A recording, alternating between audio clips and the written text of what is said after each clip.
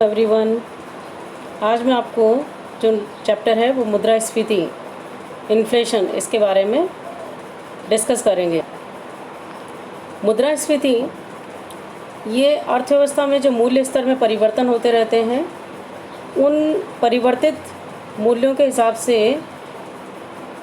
इसके हम चार रूप देखेंगे, जैसे मुद्रा प्रसार, मुद्रा संकुचन, मुद्रा संस्फीति और मुद्रा अपस्फीति।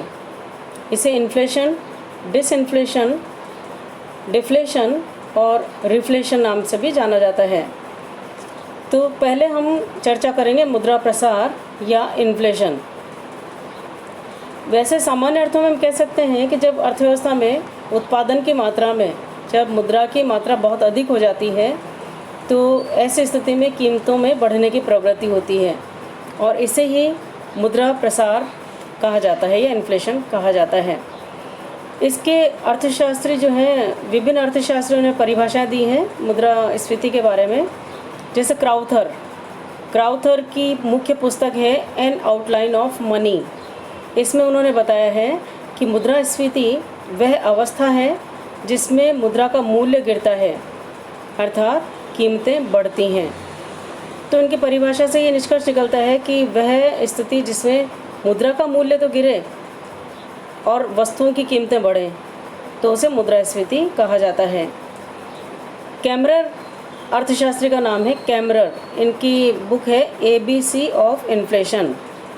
इन्होंने बताया है अपनी इस पुस्तक में कि जब विनिमय माध्यम की मात्रा उसकी मांग की तुलना में इस प्रकार बढ़ती है कि कीमत स्तर बढ़ जाता है, तो इसे मुद्रास्फीति की स्थिति कहते हैं। इन्होंने भी जो बताने का प्रयास किया है वो यही है कि किसी भी रूप में जब अर्थव्यवस्था में मुद्रा की मात्रा बढ़ जाए तो उस स्थिति को मुद्रा प्रसार कहते हैं। हॉट्रे नामक अर्थशास्त्री, जिनकी बुक का नाम है ट्रेड एंड क्रेडिट, उसमें बताया है कि अत्यधिक मुद्रा निर्गमन से मुद्रास्फीति हो जाती है।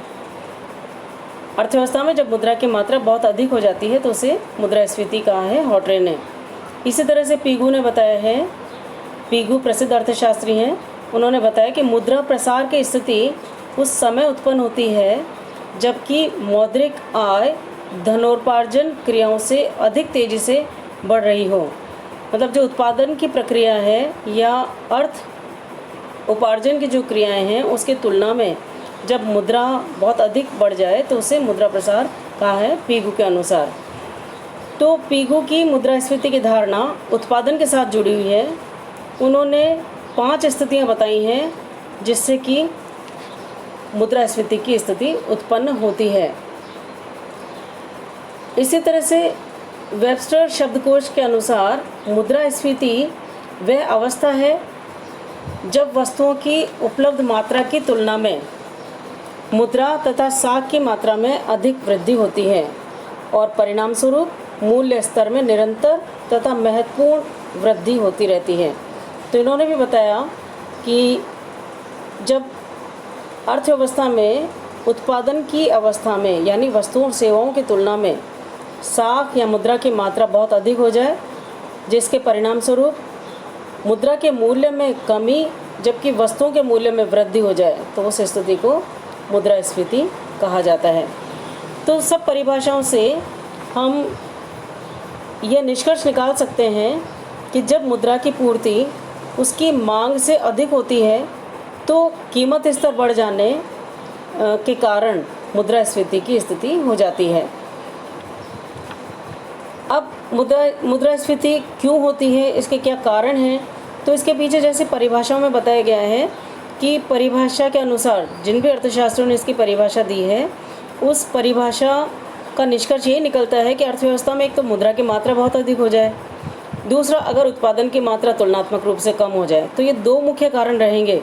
जब अर्थव्यवस्था में मुद्रा प्रसार या मुद्रा की मात्रा अधिक हो, उससे मुद्रास्फीति होगी, या इसकी तुलना में जब उत्पादन की मात्रा अर्थव्यवस्था में कम हो तो वह भी मुद्रास्फीति का कारण हो सकती है।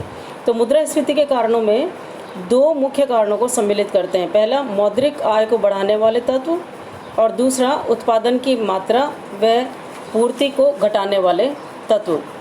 पहला है मुद्रास्फीति में जो मौद्रिक आय को बढ़ाने वाले तत्व।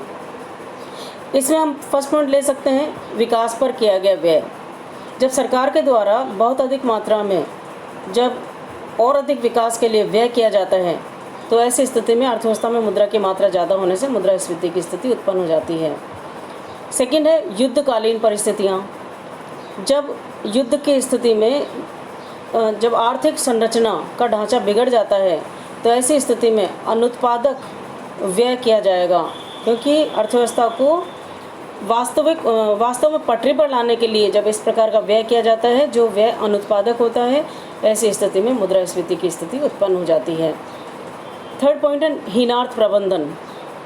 हीनार्थ प्रबंधन से तात्पर्य है कि जब सरकार के द्वारा जब आय के साधन कम हो जाते हैं और व्यय तुलनात्मक रूप से ज़्यादा होता है तो ऐसी स्थिति में घाटे की अर्थव्यवस्था को अपनाकर या अधिक नोट छापकर जब सरकार इस स्थिति का सामना करती है तो उसे हीनार्थ प्रबंधन कहा जाता है।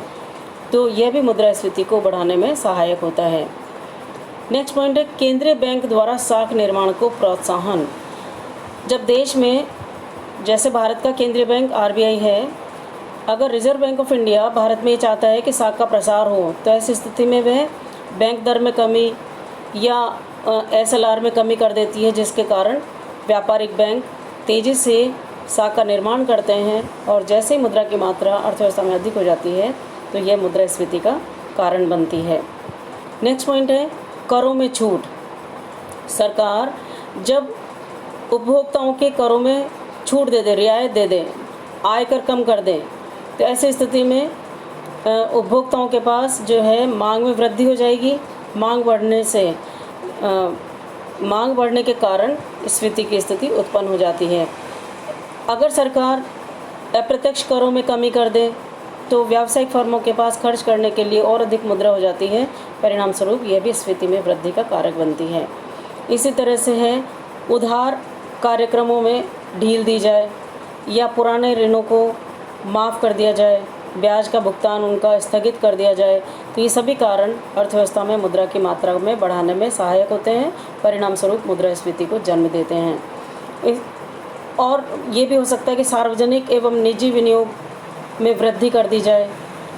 ऐसी स्थिति में भी जो भी खर्च किया जाएगा, सार्वजनिक विनियोग हो या निजी विनियोग हो, इसमें वृद्धि होने पर उत्पादन अधिक होगा, परिणाम स्वरूप ऐसी स्थिति में जब मुद्रा का प्रसार हो जाएगा और मुद्रा का प्रसार होने पर यह मुद्रास्फीति की स्थिति को और अधिक बढ़ाने में सहायक होगा।